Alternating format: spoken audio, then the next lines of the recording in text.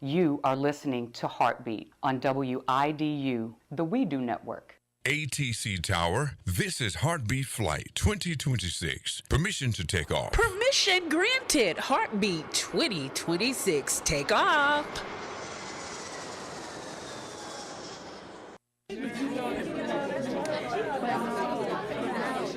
Shh, shh. Heartbeat. Heartbeat. Heartbeat. Heartbeat.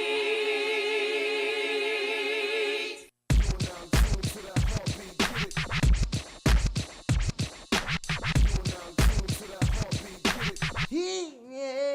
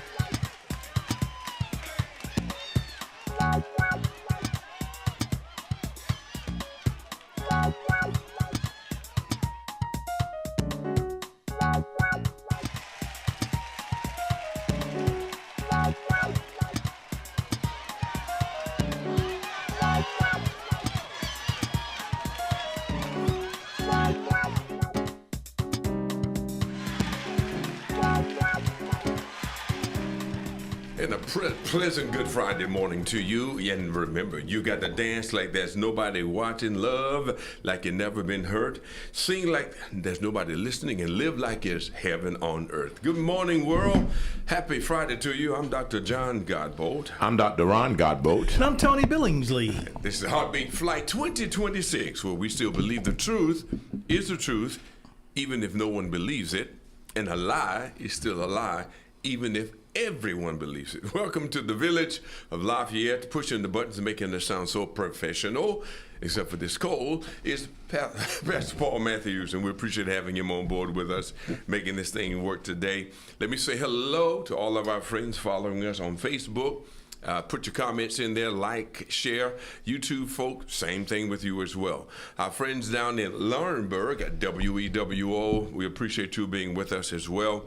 Those across on the 95 South area, we got you in Lumberton, WAGR. We appreciate you being a part of the team. And then if you run down through the side of 71, Highway 71, hit your way back through Parton, come up on Red Springs, WIDU. We appreciate you as well. I'm sure there are other roads that would get you there, but we just want to talk about those specific routes. If you're celebrating a birthday in the month of March, which is Women's Month, happy Women's Month to all of our women. We appreciate you. But if you're celebrating the birthday, we'd like to hear from you.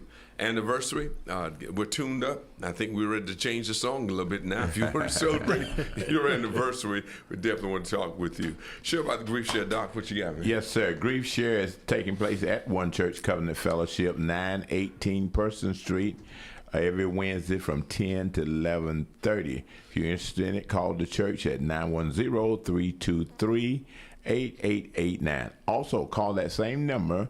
They have Grief Share online on Saturdays from 9 to 10:30 online. But you got to call and get the code and everything. Get registered. 910 again, 323-8889. Guys, it's good to see you in this setting again. We've missed a couple of Fridays due to some water issues. We can tell in the building now, but it's good to see you in the building. Yes, sir. Good to see all, both of you. Yeah. Hey, look, 3 topics today in this the fastest hour of the day from 10 a.m. to 11 a.m. on Fridays. But we're going to try to talk a little bit about the Iran attack and even what's happening with it, how it came about, some thoughts and ideas we have about it. Also, that the UK made an announcement that we have nothing to do with this. We'll talk about that as well. Focus today will be basically on the future of the black family, marriage, employment, housing, all those sorts of things. And then, if time permits, we wanted to bring up, we know he's been sent, already buried, but we want to bring up the life of Jesse Jackson a little bit and talk about that. Plus a health tip and a did you know moment. It's always good to have those things around, so you can probably take a little tip from us. And as a matter of fact, we're following some of these tips ourselves. We're not just looking for something to say. We really mean this thing. All right, how about that? Well, first of all, everybody, if you're not aware of it, I don't know where you've been sleeping or where you've been in a coma or not, but there was an attack on Iran. We call it a strategic attack with Israel and the U.S. working together and launched several different missiles. Several people were taken out, if you will. No friendly fire, but we have lost some soldiers in the midst of that. But one of the concerns has been that our current president did it without formal authorization on that level. And so, like in 2003, we do know that the Iraqi invasion was congressionally approved. So let's talk a little bit about that. What does that mean? How does it work? And what do we need to pay attention to naturally? And I'll share some things with you spiritually. Okay? When we follow the Constitution declares that we must have congressional approval for the nation to enter into war. Right. But that does not negate that the president can send U.S. forces into action to defend interests and lives of American citizens around the world when he deems it necessary. Mm-hmm. I think the term they use that he can do an attack, but he can't declare war. Right. It's interesting enough that when we look at that particular event, I don't want to compare it to what happened down in what was it? We just finished Venezuela. But there is a kind of we went in there, did some things, took care of some issues, and then moved out. But Iran is a different animal than Venezuela. It's not even the same. The country like Venezuela is like America.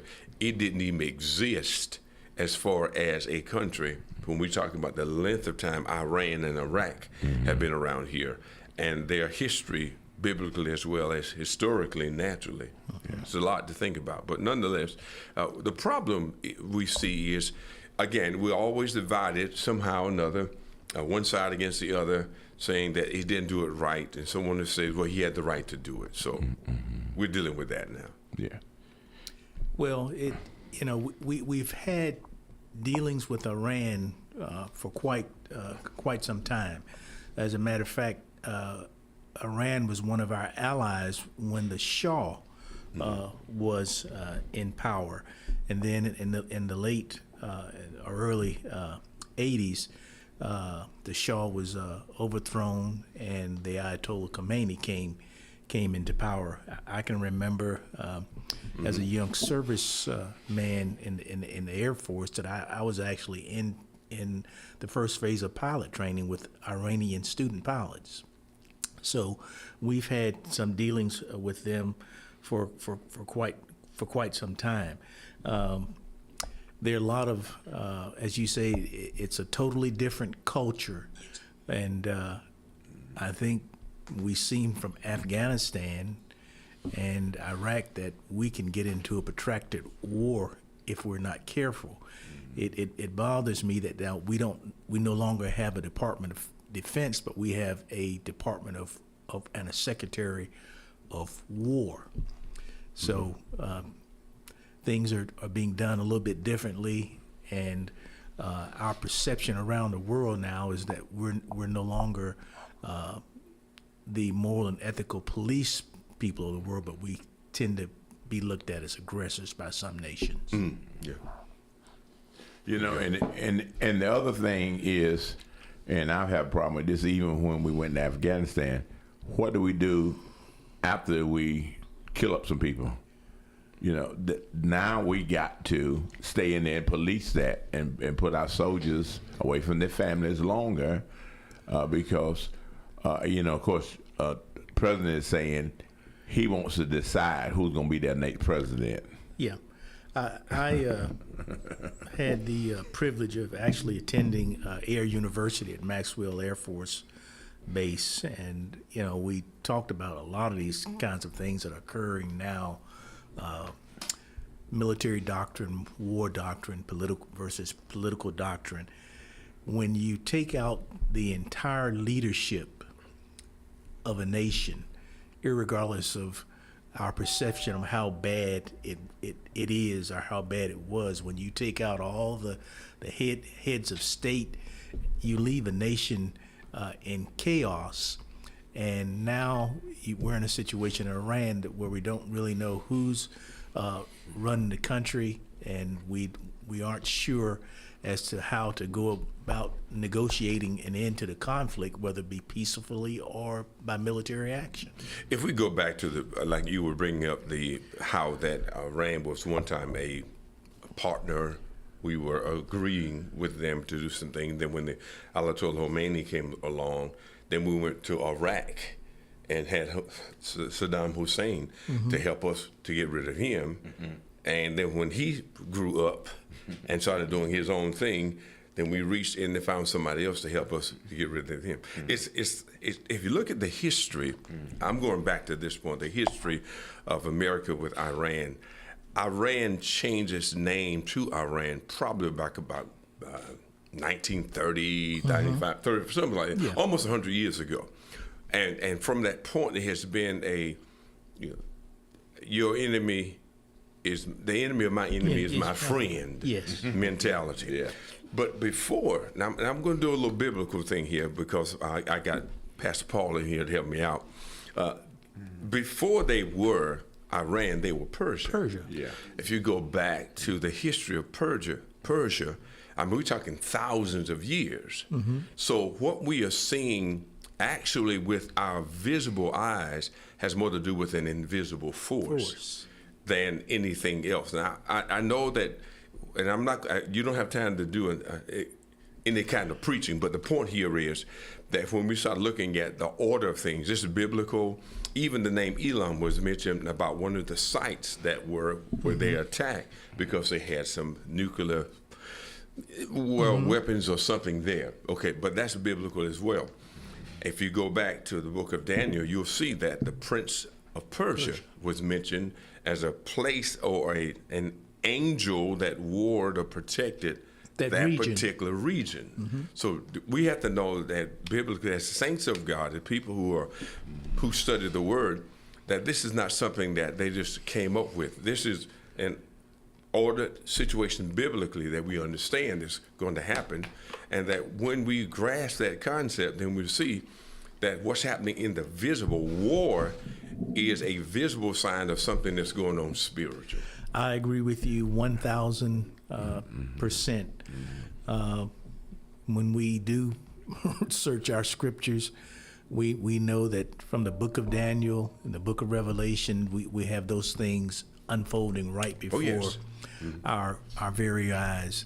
And we know that always we're involved in a spiritual warfare. We just see the outward manifestation of it now in some of the things that are going on in the world.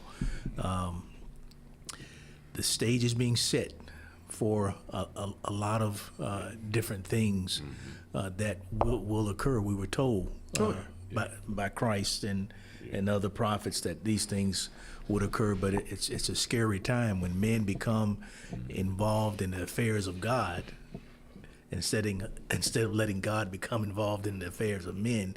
Things go haywire. And when you think about it, Israel, the country, and when Bishop and I went to Israel and we talked to a couple of people, they gave some seminars, and they said, it's amazing. Israel is not all that big. It's not all that beautiful, but everybody wants it. About the size of Florida, but everybody wants it. Why do everybody want that land? Because it's God's. And so, like you said, it is spiritual. Part of that, another piece that I want to clarify is when we say Israel, when we say Israel, we're not talking the state of Israel. We're talking the people. There's two different things here. We see the state of Israel, the ground, the property, the government, and biblically, we were not told to support that. We were told to support the people of Israel, who are all over the world. They are in every country, everywhere. So the state of Israel that came about in 1948, I think it was 1948, the state, I'm not knocking it. I know that God said biblically they belong to a certain place, a region. That's their country, that's their land. And we know that that's where the enemy fights. But we cannot just support everything that a state does and say that biblically we're supposed to support them, because there are people operating in the state of Israel, not the people of Israel, who are doing things that may not be scripturally sound, that may not be civilly sound or morally sound. Yeah. Okay. So you can't just tell me the Bible says, but I'm supposed to support the people of Israel. And there are people of Israel in Ukraine, in Russia, in different parts of the world. So looking at and making the distinction between that. Now, we can't put America in this biblically, because America wasn't even heard of, we're not in a country when the Bible was written. But however, they play a very important role in strategically making sure we understand that it was Persia, biblically, that will invade Israel in the last days. Yeah. We always have to be careful about motives for various things. Several months ago, we had Operation Thor's Hammer, where several B-2 bombers flew into Iran and supposedly knocked out the weapons-making capability, nuclear weapons-making capability of the state of Iran.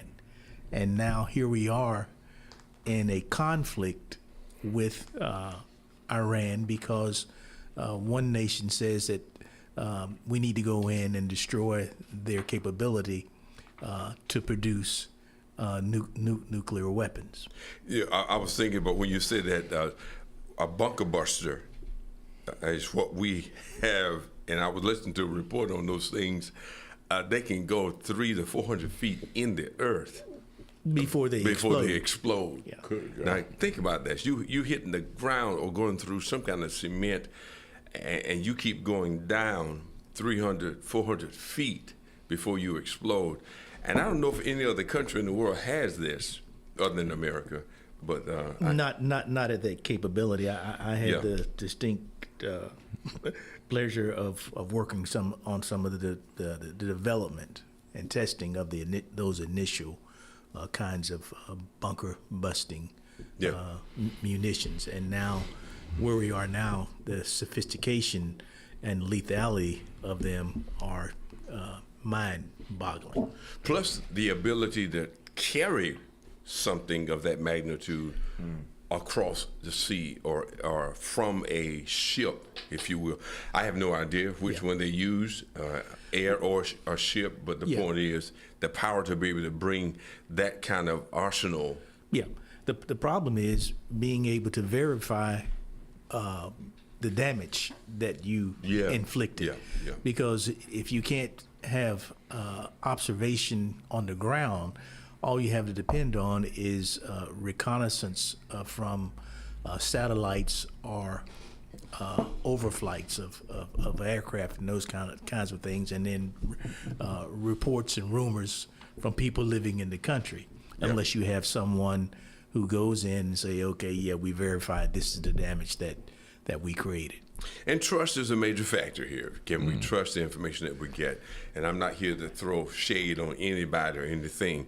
I'm just more and more aware of that. Just because a newscaster or someone, or even someone believes that the biblical understanding, appreciation of the word, study it and give their opinion, that is all there is to it. We just have to be able to say, let me hear the information, make good judgments based on what I'm hearing, and see if this is biblically lines up biblically for us as Christians. Yeah. As always, it's a prayerful time. We're now going from the idea of airstrikes and missile strikes from aircraft carriers in that region to the possibility of having troops on the ground. That concerns me. We've already seen American lives, along with lives from other nations, lost in this conflict, epic fury, and now we're talking about the possibility of placing people on the ground. And as you said, we're talking about a different kind of culture. We're talking about a different kind of mindset, and I don't see a swift end to a war where we have troops on the ground. Especially when you're going into a country that, like I said, has a history of nearly 4,000 plus years.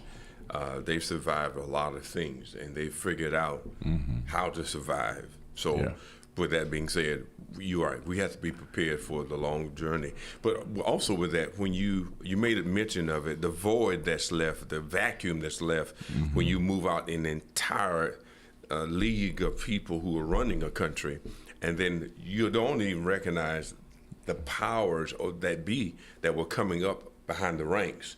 It's kind of like when you get rid of a gang member, the head of a gang member, and then you thought that you got rid of the gang, but there was always somebody else waiting. These clusters of grapes, you may break off a couple, but there are still vines that are there. And the other thing is that, of course, if you can believe this, President Trump said he wouldn't be any ground troops nowhere in the near future is what he said. But you know how that is. Yeah, we got to take a break, but that's the point that I think when you start talking about congressional, and I never forget when our former president Barack Obama had to deal with the situation with Osama bin Laden, and how he was concerned that even though there was just a small group of people going in there, that he didn't want any life lost other than the man he was after. Thank God it turned out that way. But the point was he was really concerned about the American troops and their lives and their families when you make a decision like that. But we already lost some. And then you need, to me, that's where congressional approval is so important to us. Guys, listen, it's already, like I told you, it's a fast hour. We talked a little bit here, but when we come back on our break, we're going to give you a Did You Know health tip, and we're going to go into our conversation about the black family. This is Heartbeat. We'll be right back.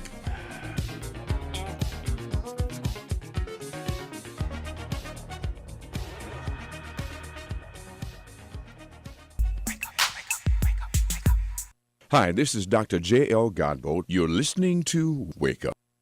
Government reports today that the unemployment rate increased this past month to 4.4%, while the economy lost 92,000 jobs. It was more than her policies and the unauthorized $220 million ad campaign that cost Kristi Noem her job as Homeland Security Secretary. That according to the Trump administration. Counting will continue in the state Senate race in District 26 as longtime Senate President Pro Tem Bill Berger trails challenger Sam Page by 2 votes in the primary election. Daylight saving time starts this Sunday. The clock moves ahead 1 hour as we lose an hour of sleep. Seasonal allergies are also back in full swing. Allergy specialists are saying to check with your doctor.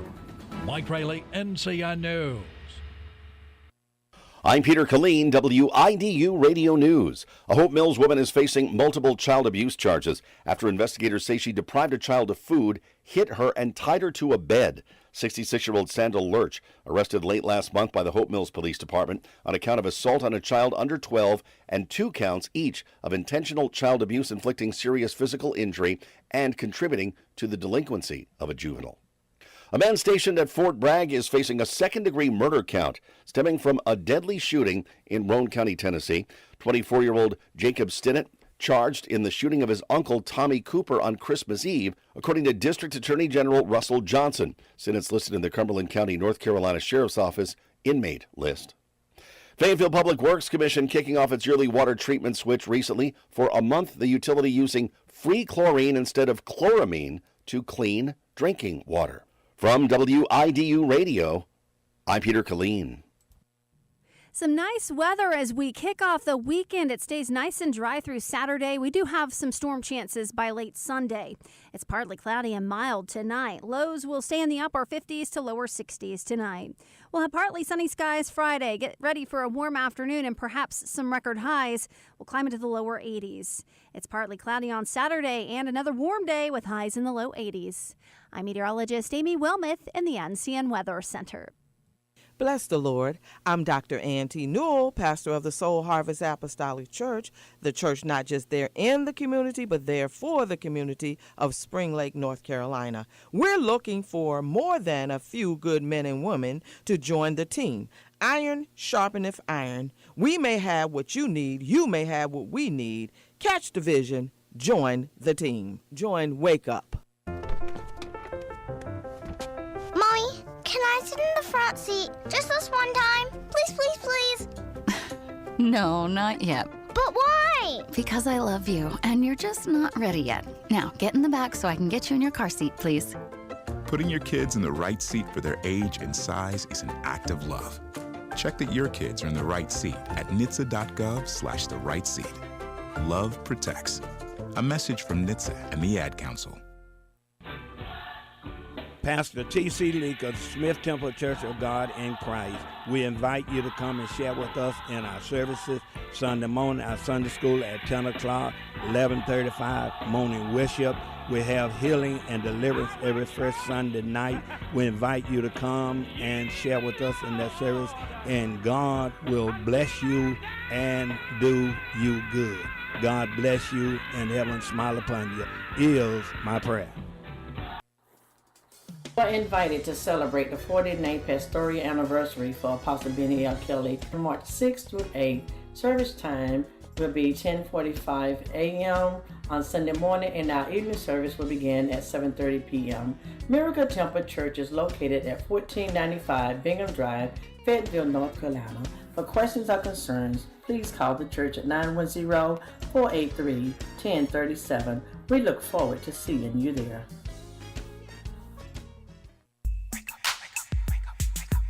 This is Pastor Neil of New Covenant Christian Faith Church Ministry, and you are listening to Wake Up. This is Pastor Neil of the New Covenant Christian Faith Church Ministries, 5427 Murchison Road, and I am proud to be a member of Wake Up.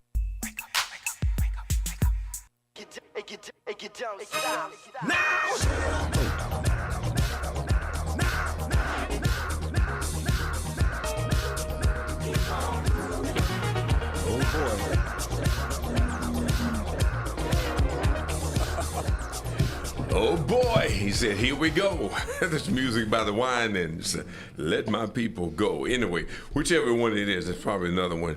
But anyway, I'm John Godbolt. I'm Ron Godbolt. Tony Billingsley here. And this is Heartbeat 2026, where we still believe the truth is the truth if no one believes it, and the lie is still a lie even if everyone believes it. Welcome back to second half of Heartbeat. And as we were talking, we're going to flip the script and talk more about some other issues that we want to bring up, thoughts, processes as we go forward in 2026, and we'll talk about that too. But we're going to give you a did you know and a health tip. How about that?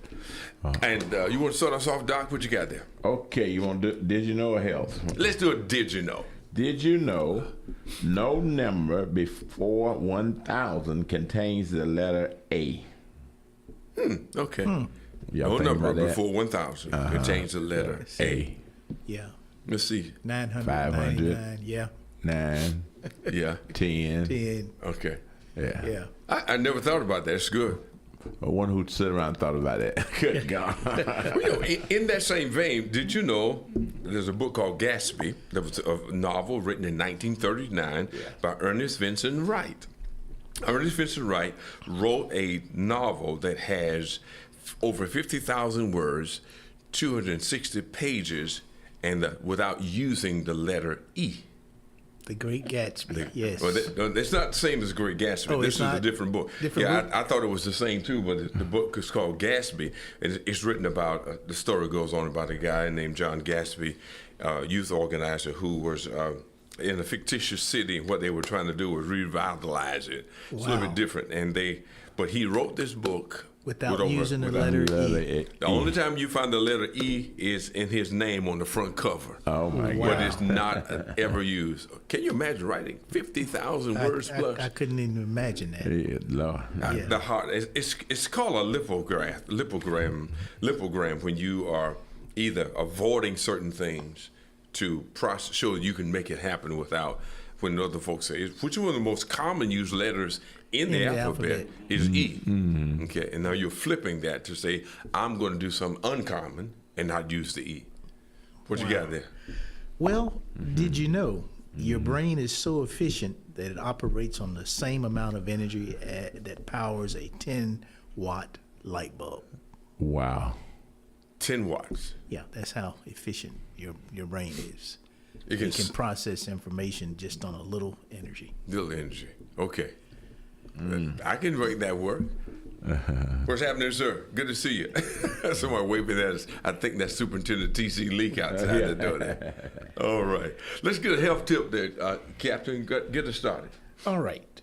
Well, fasting. We've been commanded to fast. By our Lord and Savior. And fasting is it has ability to restart and support your body's natural healing process. It can boost other therapies to make you feel well-oiled healing machine. So reset your body by fasting at least once a week. Wow. Okay. If not longer. If you eat and you don't let your body rest for at least 12 hours, you haven't fasted. 12 hours. Okay, now, all you who So do those 3 meals a day, Yeah. we really don't need them. Okay. What you got, sir? Green tea. They recommend drink green tea at least 3 times a week. It produces 25% lower risk of heart disease and stroke. Wow. Green tea? Green tea. Now, with that, when you fast, then you drink your green tea. I'm going to tell you to laugh a lot. Start laughing. Not while you're drinking your tea. You probably don't want to laugh while you're fasting. You probably But won't at laugh. least laughter, what it does, I didn't realize this, how it helps you also, but it also lowers your blood sugar. It helps you and get those endorphins moving as well. So laughter can be enjoyable and beneficial, healthy for you as well. So find something healthy to laugh about and enjoy it after you finish fasting, drink your green tea. Just make all that work together. How about that? Okay. Listen, I want to, I don't know if Superintendent Leak want to talk to me on the air, off the air, but anyway. Okay, we'll get it together there. But we're going to talk about the plight of the black family and see how that works, okay? To some of the things that we've been looking at in America and how that these things have been turned around in our lives. And what we see is how do we envision a strong, thriving nation if we don't have strong communities? And how does that happen if we don't have strong families? And how does that happen if we don't have strong marriages? And so there's an expression that has been said, when America catches a cold, the black America catches pneumonia. Wow. So we need to look at some evidences of, that's what we're going to try to do in the few minutes we have, the evidences of some of the things around us, how we got to this point, and what are some good factors we can put in place to start changing that. It's just not an easy place for us to be in. We've got work to do. According to the Heritage Foundation, the black family as of early 2026 is being characterized as being in a state of emergency, according to some analysts. And we need to change some things so that our younger people have a better opportunity for a better future to build wealth, own homes, and be healthy. Yeah, and the latest statistic was saying that the black family, I think that divorce rate was right at 50%, and it used to be above 50. So we still, like you said, we got some issues going on with our black families, and of course we know the structure of the black family is really struggling, having a male and female. There's a whole lot of single mother homes now, a whole lot of non-marital connections. So there are things that brings concern. I was shocked when I saw those particular figures that roughly 60% of black millennials have never been married, and then we have the single parent rate approaching about 69%. Correct. Yeah. That's unreal. Depending what polls you look at or what demographic surveys, but basically you're right. Between that 68 to 74%, it's always somewhere between there. And I was looking at some of the things that we dealt with in housing and losses, because if there was something that was uniquely, I want to find it here, the reality of being married, black families in the 60s were more successful financially, spiritually, than the families in the 2000s. It was astronomical. We had change. We had more marriages. Yeah, more marriages, and that's the point. Marriage is the common denominator, the common between all of them back during those days. We had more of our marriages. As a matter of fact, I think the rate I was looking for was, despite the civil rights, we had civil rights issues going on. 75% of the black children were born in marriages in the 60s, when only in 2023, the poverty rate decreased 18%, but the non-marital went up to 69% in 2023. Now, look at this. The biggest factor, the commonality, is that we had families. We had a husband and a wife. Now, I know we were there, man, in the 60s. I was at home by 69, graduated from high school, but I remember the 60s when my dad was working. Our dad was working in the Burlington cotton mills and trying to get, and coming home with cotton in his face. And I know he didn't make but a couple of dollars an hour. Yeah. But we had a family. We did more to keep the family unit intact. Yeah. We came out of slavery into Reconstruction, and black Americans fought hard, even during slavery, to maintain a family unit. Yeah. So then in Reconstruction, they had an opportunity to keep their families together and to build families. Then, as you say, in the late 60s, we saw a shift. We saw more government involvement in the family unit. We saw assistance to families that actually kept families apart by keeping men out of the home. That was one of. Go ahead, Doc. You have something you want to say about it? And when you thought about that, I was talking to my wife this morning. We were talking about that. I can, you could remember. It wasn't nothing to see a couple been married 50 years. My wife had uncles and aunts. It was five of them at one time had been married 50 years. I remember that celebration you talked about. Brothers and sisters or aunts. Her aunts. Her aunts, yeah. All her aunts. And her mama and daddy, of course, was there. That was one of the five couples, Yeah.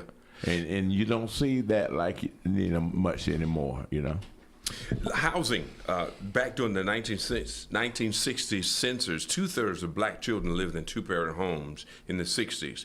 Today, 44% of all black children are raised by single mothers.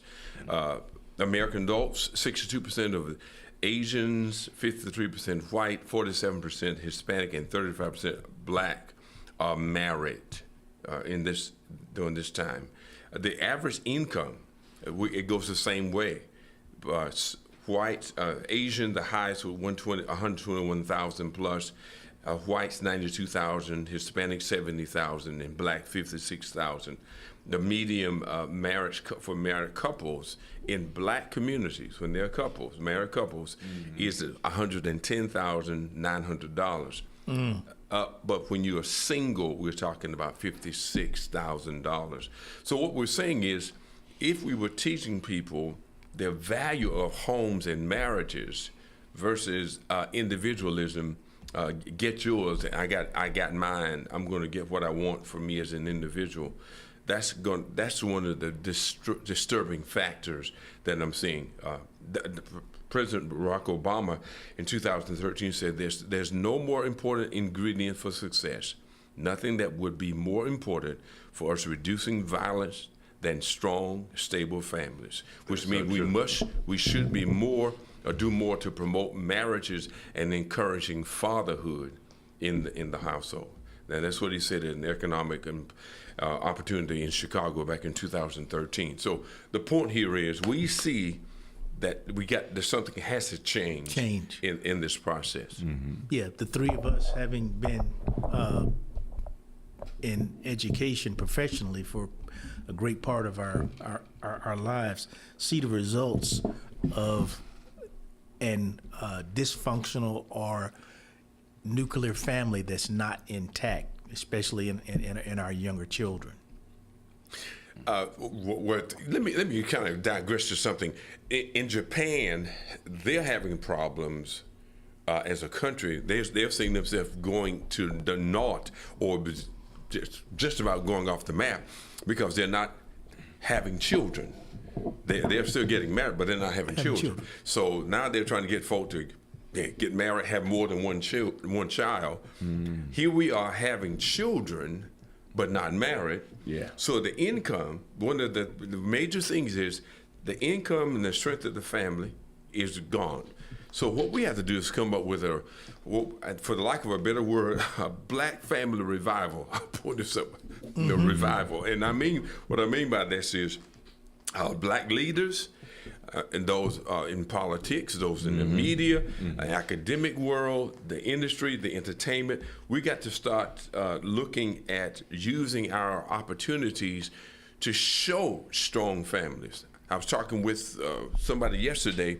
They were saying that our girls have seen, by example of a mother, how to push through and make things work. Mm-hmm. But the son that she's raising, the mother's raising, doesn't have an example of how to be a man and push through situations or lead your family or cover them. Yeah. So we got to show by example what it looks like to be that kind of family, which is probably one of the reasons people have trouble with Barack Obama, because he was a family man. Mm-hmm. You can see that. Yeah. Then we got to do some reframing what the family looks like in our entertainment world. I love it when I see those athletes hold their children up when they won these championships. That's good. I think that's a good thing to see. But I like for them to make sure they got their wives and their rings on their finger. Mm-hmm. Now, I'm going to give you another one, too, because I know we're going to have to get out of here shortly. But you got to anticipate allies. You got to anticipate some rebuttal. You got to anticipate people who are saying it doesn't take all of that. Yeah. You got to get ready for that. It's going to happen. Yeah. But when we start getting our HBCUs and black churches and those who are in the places of authority, in the limelight, and they're talking more about it. Hey guys, don't just get out there and say how many girls you've got and what you're doing and how you did these. Show them that you can be a father and take care of those children as well. Yeah. We've created this concept of the independent woman, that a woman can be successful without having a male partner in her life, as long as she has education and a good paying job.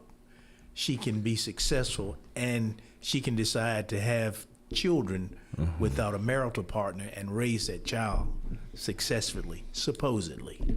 And go ahead, Doc. Oh no, I'm just saying, and like Tony's saying, you can see that this new era is like I don't need a man. I don't need to get married. I can do it by myself.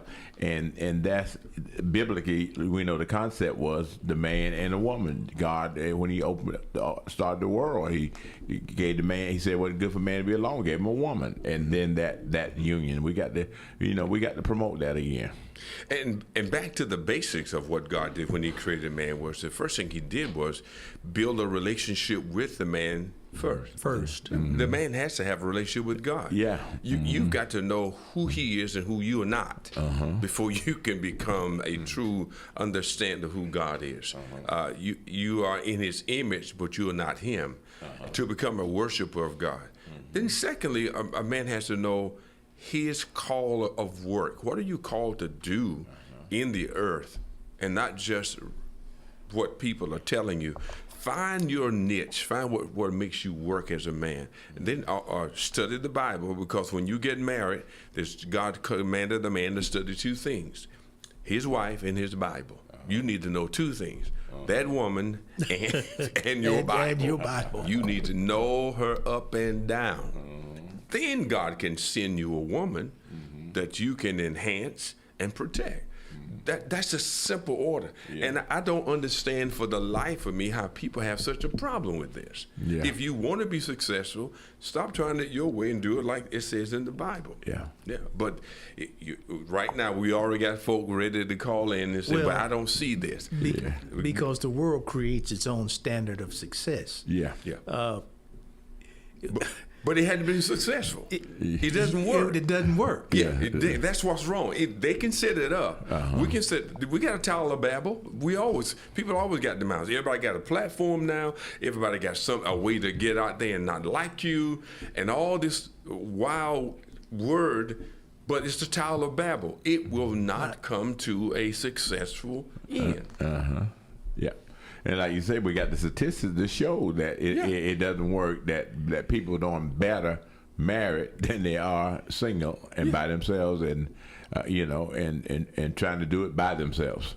Yeah. And as you say, the family structure is at the bottom of that pyramid, and then as we go up, we see how it affects jobs, and then, as you say, home ownership, land ownership. You can't buy a house if you don't have a good job. And that's where we know that's one of the ways they held us off, as you were saying, back in the 60s and sometime early the 50s. They made that when the government started putting money in the household, some brilliant individuals decided that the man can't be there. So if you want the money, you got to take our money, but you can't have a man. Instead of saying, look, let's work out a way where this is going to be a team effort. We want you to be successful. Yeah. But we're going to also not only put some money in your area, we're going to also put some jobs out there. Yeah. Because you don't give a man too much. You can give your daughter a lot, but you got to make a man hustle. Yeah.